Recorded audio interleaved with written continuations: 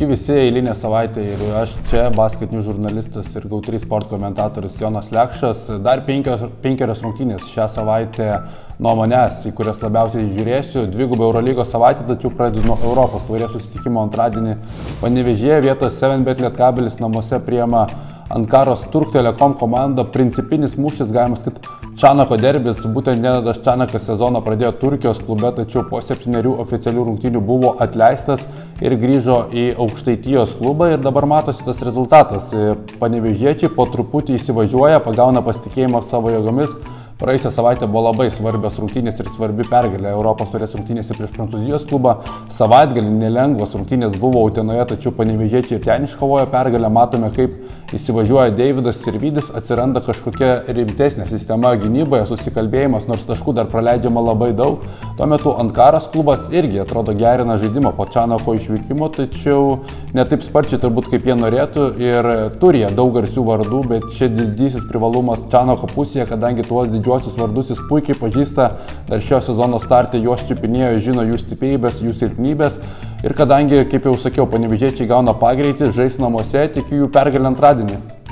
Trečiadienis ir čia Eurolyga ir mūsų mylimas Žalgiris išvykoje kovos su Atėnų Panathinaikos. Praėjusią savaitę buvo labai atkakli kova Stambule, pratęsimas, tačiau ten pralaimėta, bet tos rungtynės nors ir parodė eilinį kartą Žalgirio charakterį, parodė ir tas didžiasias bėdas. Antras kėlinys buvo labai prastas ir apskritai žalgiriečiai šiuo metu yra super priklausomi nuo vieno žaidėjo Keenano Evanso, kas nėra Eurolygos lygio komandai. Taip pat ir perimetro linijoje labai aiški rotacija, tos rotacijos ten realiai nėra. Tomas Dimša ir Keenanas Evansas traukia visą traukinį ir pagalbininkų čia trūksta. Tuo metu Atėnų Panathinaikos irgi neblizga sezono starte, bet praėjusią savaitę iškovojo labai gerą pergalę Berlyne, ji buvo svarbi psichologiškai, taip pat ir parodytas gražus puolimas, apie ką kalbama nuo sezono starto. Erginas Atamanas yra puolimo treneris, bet pirmaisiais mačais to nepavyko pademonstruoti. Tikimasi Atėnuose, kad įsivažiuos šis klubas. Aišku, mes norėtume palaukti to Panathinaikos įsivažiavimo, tačiau matosi ir iš OAK arenos, kiek šiemet susirenka čia žiūrovų, koks yra palaikymas.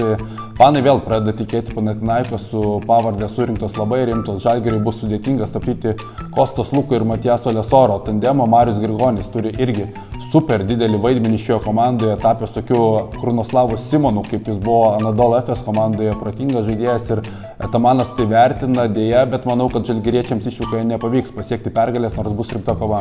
Tas pats trečiadienio vakaras ir labai panašiu metu vyks kitas Eurolygos susitikimas Vitorijoje, kur vietos Baskonija priima Barceloną.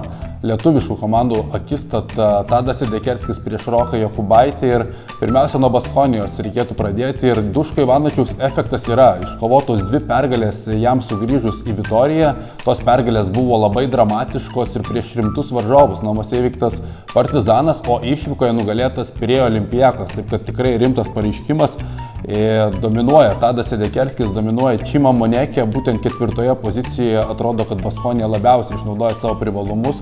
Jiems gal trūksta patikimesnio atako organizatoriaus, galbūt dar atsiskleis kažkas toje pozicijoje. Cody Milleris McIntyras turėtų čia turėti nemažą vaidmenį, jo minutės auga prie Duško Ivanovičiaus. Barsa būtent 4 pozicijoje yra labiausiai pažeidžiama, čia yra mažiausiai talento, gynyba taip pat atrodo stagnuojanti šioje vietoje, bet žiūrint apskritai visą mechanizmą, tai Rodžeris Grimau tikrai eina solidžiai, Barsa be didesnių bangavimų renkasi pergalės, Rokas Jokubaitis taip pat turi nemažą vaidmenį, bet kad ir kaip bebūtų, Barcelona, kad ir kaip gerai atrodytų, Fernando Bues arenoje visada yra sunku žaisti, o ypatingai, kuomet šeimininkė atsigauna. Vitorija yra krepšinio miestas, fanai irgi taip pajaučia, kad Duško sugrąžino pergalės, bent jau trumpuoju laikotarpiu į Vitoriją, taip kad galima tikėtis ten rimto ir palaikymo. Ir aš čia prognozuoju gražias, rezultatyvias rungtynės ir šeimininkų pergalę. Keliamės į antrą savaitės pusę, reiškia, Eurolygos klubai pradeda žaisti antrąsias savo savaitės rungtynės ir ketvirtadienį, man atrodo, laukia tikras Eurolygos dvigubos savaitės desertas. Madrido Realas namie priima Monako. Vienvaldžiai lygos lyderiai praėjusią savaitę parodė, kaip vertina varžovus, kurie aukštai. Praėjusią savaitę Madride lankėsi Bolonijos ekipa. Ji yra išsišokėlė, bet Realas su ja labai ramiai susitvarkė. Per antrąjį kėlinį to užteko, kad jį triuškinama persvara.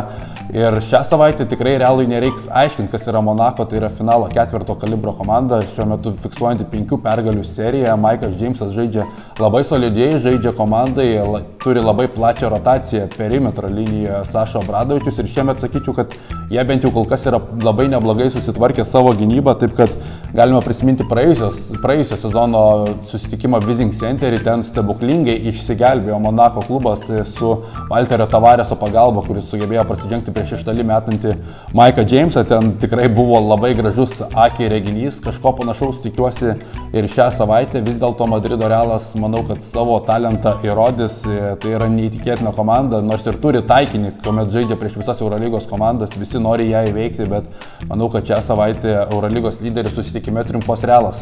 Savaitę užbaigiu super rimtomis rungtynėmis Kaune, Kauno Žalgiris prieš Miuncheno Bayerną ir galiu pasakyti, kad tai mačas, kurio Žalgiris tiesiog negali pralaimėti. Ir neteigiu, kad Bayernas yra silpna komanda, nors pergalės jiems rinkti sezono starte ir yra sunki. Pablo Laso tai yra sustatęs gynybinę komandą su labai savotiškomis rotacijomis, tačiau jos yra aiškios žaidėjams. Sistema vis dar diegiama, bet ir talento puolime ir žaidėjų, kurie galėtų iššauti atskirą dieną tikrai yra. Bayernas yra gerbtinas varžovas, tačiau Kauno Žalgiris tiesiog negali prie savus ir galių trečią kartą paeiliui pralaimėti Eurolygos vidutiniokui. Tiesiog negali, nes tada tikrai bus galima skelbti aliarmą Kaune. Ir manau, kad čia laukia labai klampios rungtynės. Tokiuose klampiose rungtynėse visada reikia tikėtis Žalgirio lyderio iššovimo Keenano Evanso, taip kad tikiuosi, kad Žalgiris nerezultatyvioje gynybinėje kovoje paskutinėmis minutėmis palauš Bavarų barjerą. Šią savaitę tiek, laukia labai rimtos ir įdomios dvikovos, taip kad prenumeruok mano kanalą ir iki kitų kartų.